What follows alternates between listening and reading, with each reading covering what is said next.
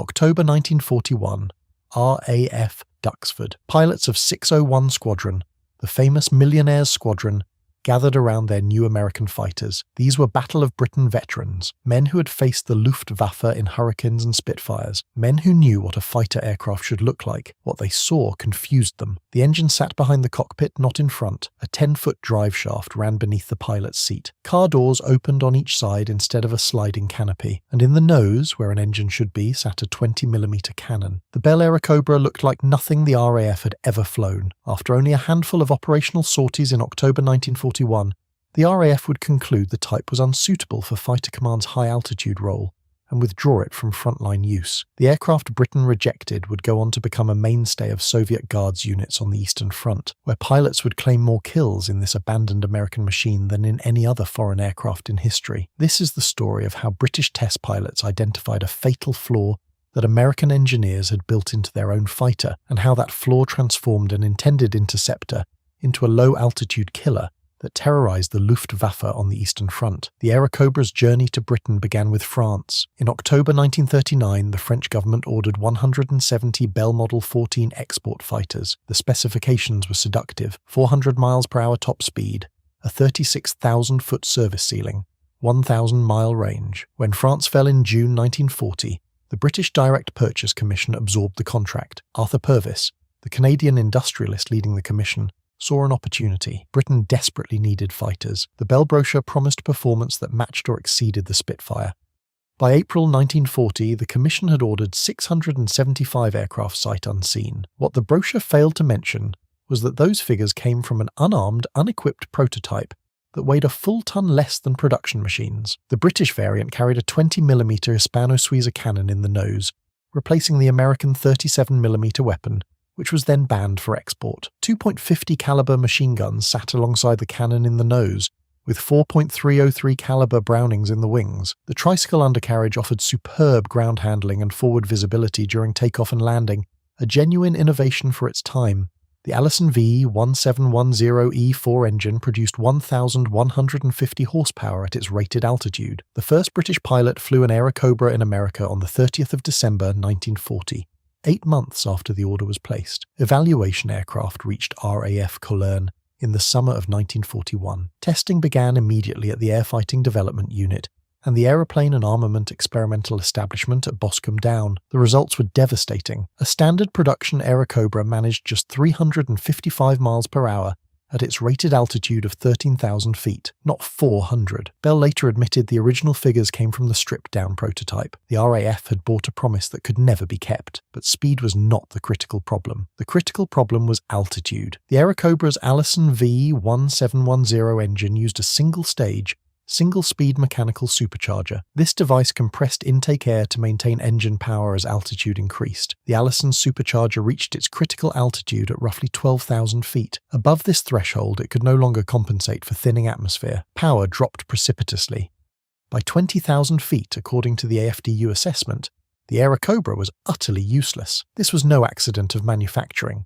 It was a deliberate engineering decision. The original P-39 prototype had flown with a General Electric turbo supercharger that sustained power at high altitude, but wind tunnel testing at the National Advisory Committee for Aeronautics revealed the turbo installation created catastrophic drag. At a pivotal meeting in August 1939, Bell proposed deleting the turbo supercharger entirely. NACA projected that aerodynamic cleanup alone could push the aircraft to 429 miles per hour without it. The Army agreed. Available turbochargers were being prioritized for the P-38 Lightning. Lieutenant Benjamin Kelsey, the project officer who had specified the turbo, had been ordered to England and could not intervene. He later expressed deep regret at his absence from that meeting. The consequences were stark. At 13,000 feet, the Airacobra was actually 18 miles per hour faster than the Spitfire Mark 5B, but at 20,000 feet, the Spitfire was 35 miles per hour faster. At 24,000 feet, the gap widened to 55 miles per hour. The Rolls-Royce Merlin's two-stage, two-speed supercharger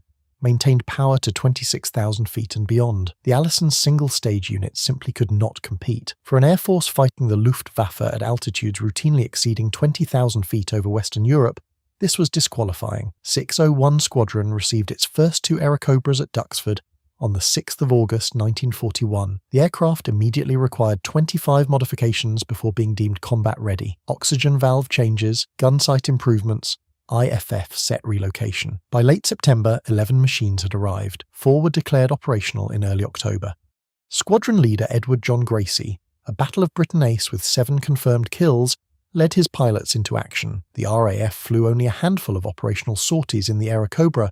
During October 1941, it never saw the sustained fighter role the service expected. On the 9th of October 1941, 2 Airacobras launched from RAF Manston on a rhubarb, a low-level fighter sweep. They strafed an enemy trawler near Gravelines and German troops on a pier along the French coast. On the 10th of October, 2 aircraft returned to the Gravelines area but found no targets. On the 11th of October, 2 aircraft hit enemy barges near Gravelines and Calais. A later mission of 3 Airacobras to Ostend found nothing. Approximately 8 individual combat sorties were flown in total. There were no air-to-air engagements with the Luftwaffe. Every mission was ground attack. The type was soon grounded for further work on the accumulating technical issues. Then the technical problems struck. Pilots and ground crews reported navigation and fume problems during gun trials. Compass deviations after firing made accurate navigation difficult. Cockpit fumes were recorded in test reports and forced restrictive operating procedures. Orders mandated oxygen masks from engines start to shut down as a precaution. The nose gun flash was blinding at night. The 2,250-foot takeoff run excluded operations from smaller grass airfields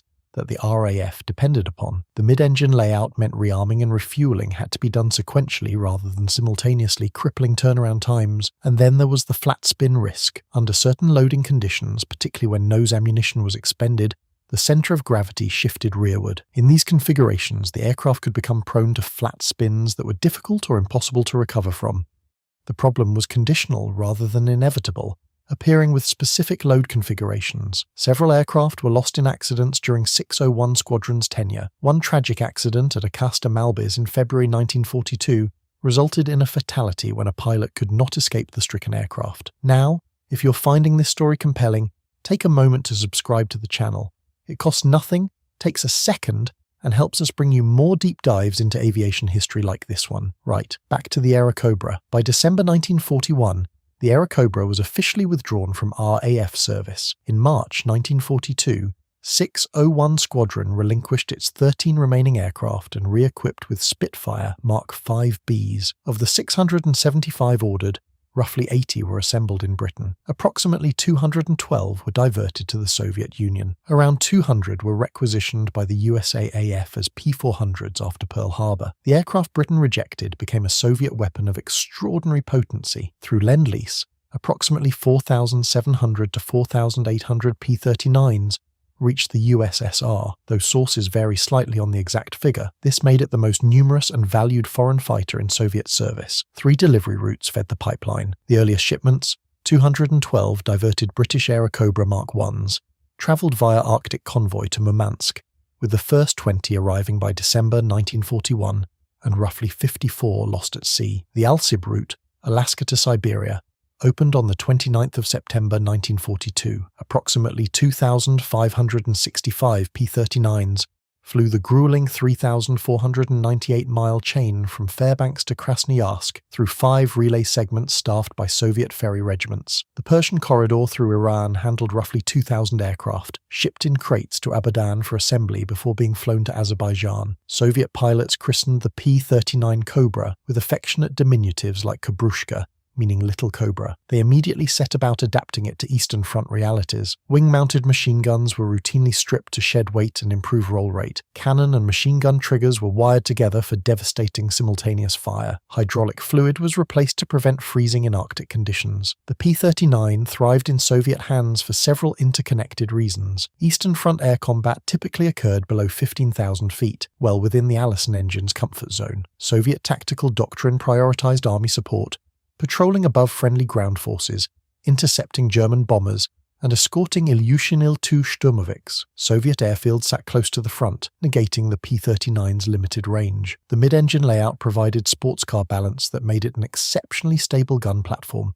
Soviet pilot skill and adaptation played as much a role as the aircraft's characteristics, and the nose-mounted 37mm cannon delivered devastating one-hit kills against fighters. Soviet veteran pilot Nikolai Golodnikov later recalled that the projectile was very powerful, normally one strike on an enemy fighter and he was finished. Bombers, watercraft, you name it. For such targets, 37mm was very effective, but he added a critical caveat about tactics. If we had flown it as the Americans outlined in the aircraft specifications, they would have shot us down immediately. This fighter was a dud in its design regimes, but we conducted normal combat in our regimes. Critically, every P-39 arrived with a reliable HF radio. This was transformative for an air force whose domestically produced radios were notoriously unreliable. Coordinated tactics that had been impossible before suddenly became standard practice. 5 of the top 10 highest-scoring Soviet aces logged the majority of their kills in the P-39. The 9th Guards Fighter Aviation Division, which flew Airacobras from August 1942 to war's end,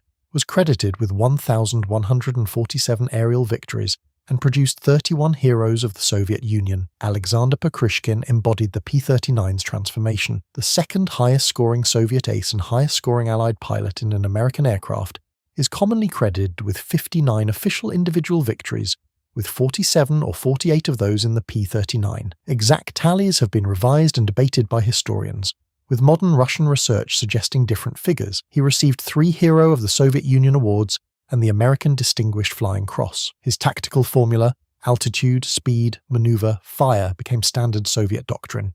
His Cuban stairs formation replaced rigid 3 aircraft formations with stacked pairs that provided mutual support. During the Battle of the Kuban from April to June 1943, Pokryshkin claimed 20 victories. On the 4th of May 1943, his 8 Airacobras attacked 3 squadrons of Junkers, Ju-87 Stukas, escorted by a full Geschwader of Messerschmitt Bf-109s. According to Soviet records, they claimed 12 Stukas destroyed. Pokryshkin repeatedly refused offers to convert to the Lavochkin La-5 or Yakovlev Yak-3, finding their firepower insufficient. Grigory Rechkalov, Pokryshkin's regimental comrade, achieved 56 individual plus 6 shared victories. Initially grounded for colour blindness, he was allowed to fly when the war began. Between 44 and 50 of his kills came in the P-39, though sources differ due to conflicting documentation. He received 2 Hero of the Soviet Union awards. Nikolai Gulayev was perhaps the most efficient P-39 ace of all. He scored 41 individual victories plus 1 shared in just 12 months and 5 days of Airacobra combat before being ordered to attend military school. Dmitry Glinka claimed 39 kills in the P-39,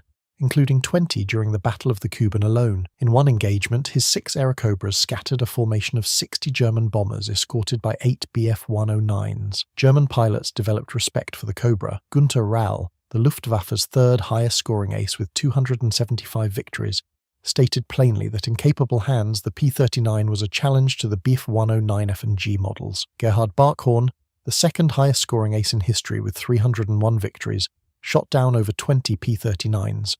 But on the 31st of May 1944, near Huși in Romania, a P-39 Airacobra shot him down, shattering his right kneecap and requiring 5 months of recovery. The war's final aerial encounters bookend the Airacobra's story symmetrically. On the 8th of May 1945, a Soviet P-39Q became the last aircraft shot down by the Luftwaffe when Lieutenant Fritz Steele of JG-7 destroyed it with his Messerschmitt Me-262 jet. The very next day, a Soviet P-39 destroyed a Focke-Wulf FW-189 near Prague, the last Luftwaffe aircraft killed in the conflict. Several myths persist about the Airacobra. The tumbling problem was real but conditional. When nose ammunition was expended, the centre of gravity shifted aft, making the aircraft prone to flat spins that could become unrecoverable. Bell's factory test pilots conducted extensive spin testing in August 1943 without reproducing the tumble, because all testing used simulated full ammunition loads. Decades later, NACA and NASA spin tunnel research confirmed the conditional nature of the phenomenon. When a spin tunnel model was reballasted to simulate empty ammunition,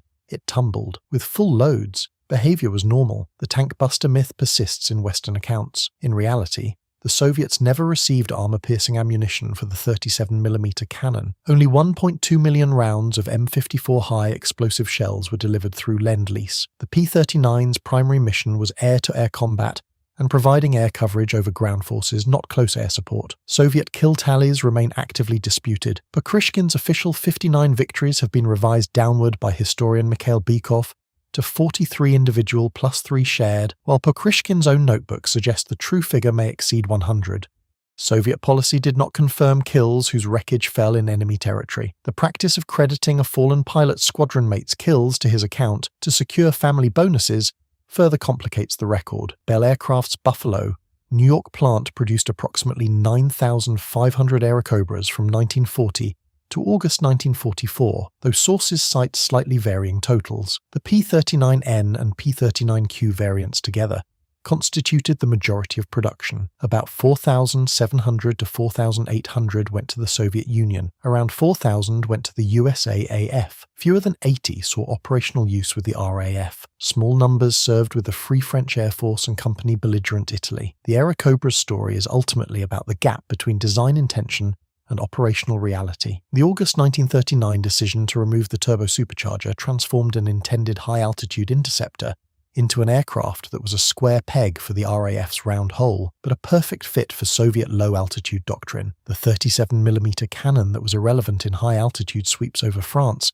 became a one-shot killer in the swirling dogfights above the Kuban. The short range that limited Western European operations was irrelevant when Soviet airfields sat within artillery range of the front. British test pilots identified the Airacobra's fundamental limitation within weeks of receiving it. The RAF's decision to abandon the aircraft was not failure. It was recognition that a fighter designed for one war was unsuited to another. When 1,178 P-39s still stood on Soviet airfields at war's end, and Soviet combat losses totaled just 1,030 across the entire conflict, the numbers vindicate both judgments. The RAF was right to reject the Airacobra for their needs. The Soviets were right to embrace it for theirs, and the Luftwaffe learned to fear it either way. The aircraft that saw only limited RAF service spent 3 years terrorizing German pilots over the deadliest front on Earth. From Murmansk to the Caucasus, from Stalingrad to Berlin, Soviet pilots proved that context determines whether a weapon succeeds or fails. What the RAF saw as an unsuitable fighter, the Soviets turned into a devastating weapon through adaptation and doctrinal fit. British judgment ensured the right aircraft flew over the channel. Soviet adaptation ensured the rejected Airacobra found its war. Pokryshkin's formula endures as the Airacobra's epitaph: altitude, speed, maneuver, fire.